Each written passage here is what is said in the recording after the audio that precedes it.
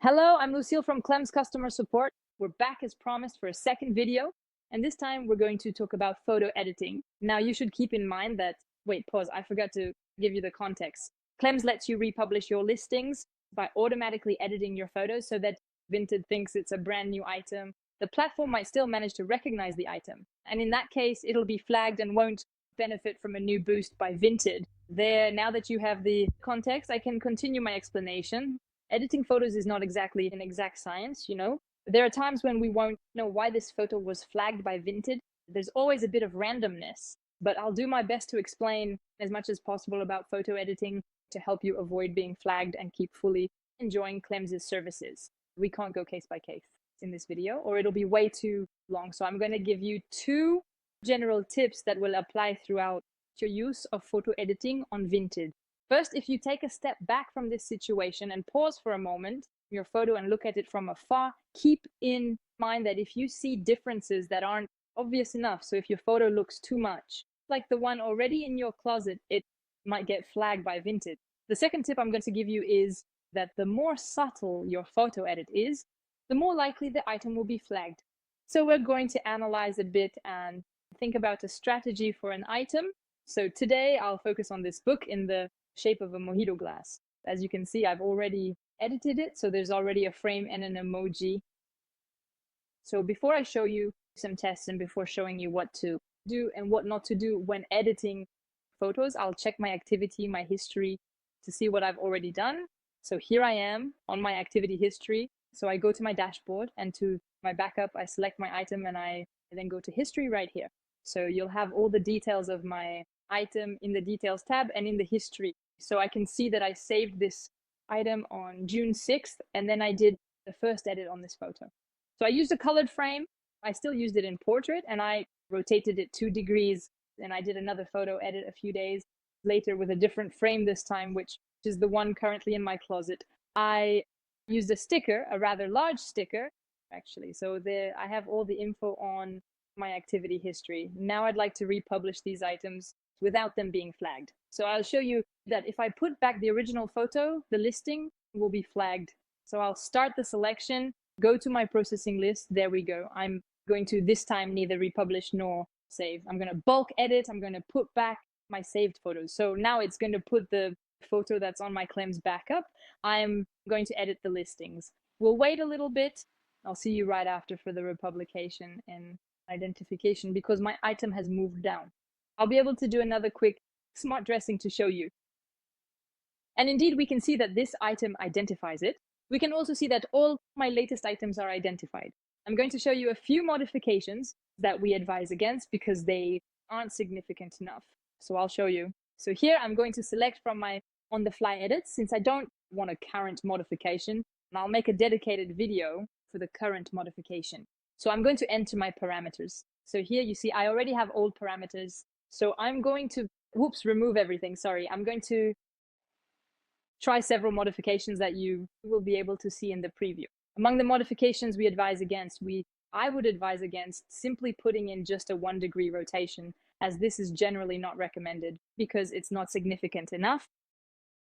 Second example, I'll put a thin white frame because it won't be significant enough. See here with the preview that it doesn't change that much. It shrinks your photo a little bit. If you've already put a colored frame, for example, a frame of this color here, red, so here's a preview there, and you decide to keep this thin frame, but you want to put a slightly different color. If you put a very, very slightly different one like that, it won't work. If you put a medium frame, it's the same. It's a bit like before. It will work as long as you don't have a color that is substantially the same. For example, this one between this color and that color there, it won't work. The difference is much too close. If you decide to go with shades of the same color, sometimes you'll choose a light blue, for example, in a medium frame, and for the next republication, you want to go with a slightly darker blue, for example. This one, it's not exactly the same, but there's a risk of identification because we're still using shades of blue, so shades of colors in general. I advise against them. I really recommend going with colors that are very different from each other. Orange, red, black, green, coming back later if it's been more than 6 months to a black frame, to another red, etc., etc. You can really track the different edits you make thanks to your history that I showed you earlier.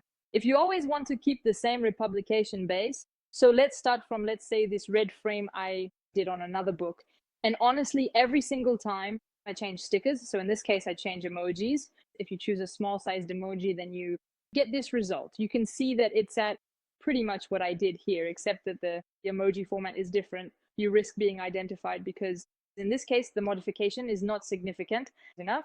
The red and the yellow get lost a little bit, so you could maybe put an emoji, but in that case, you have to make it big so that it really takes up much more space. And so we can see it's a very different color on your photo.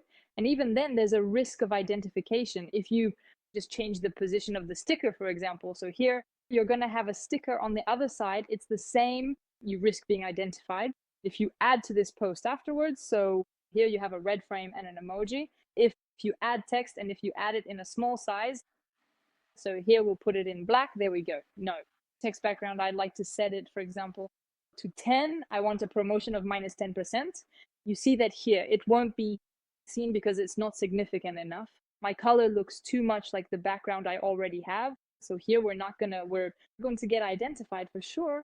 You've already modified your photo with this red frame and this emoji, for example, on this side. You want to repost this photo once again, and you only add this little text here that I put as promo minus 10 with a color quite similar to the frame. So as we can see in the preview we just saw there, yeah, it also risks being identified because between this modified photo without the text and the addition of text, there isn't a big enough difference in the modification. Now let's talk about the modifications that work.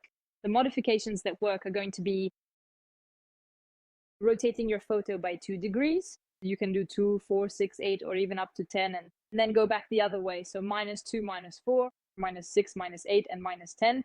This allows you to have a certain number of reposts. It all depends, in fact, on the number of times you repost in the month, since afterwards you can start over once every 6 months. In fact, you can really keep your photo in memory for 6 months. Minus 4, it's going to shift in the other direction as well, and that will allow you, in fact, to repost a certain number of times. It all depends on the strategy you adopt in your repost, whether you repost twice a month, once a month or more, but it allows you to start over afterwards.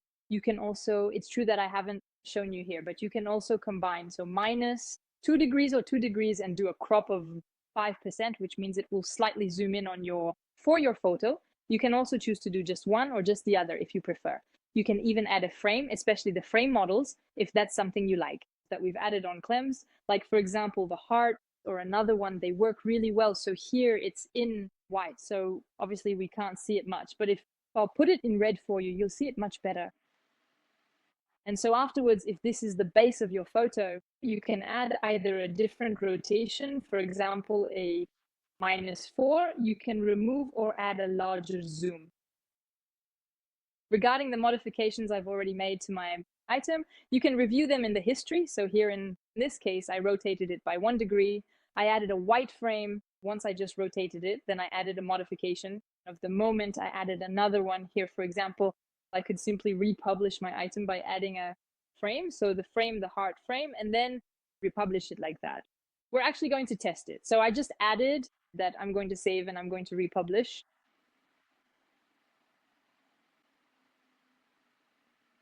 Look at my dressing room to see how it looks, and indeed my republication is back at the top with the frame, and plus the frame fits quite well with the photo. It doesn't create a white border, so that's also a bit of an advantage of this frame. The real rule for photo modifications is not to repeat the same modification from one republication to another. It must be different, and the difference must be clear, and you yourself must be able to see the difference too. If you don't see the difference, the Vinted bot won't see it.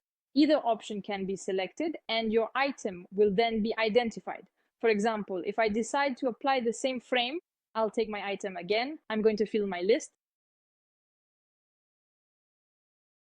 I'm not necessarily paying attention and I put the same parameters. So I'm going to save, I'm going to republish this ad once again. Here, Clemz doesn't warn me because I'm not in the modification of the moment. So I'll be able to republish this photo.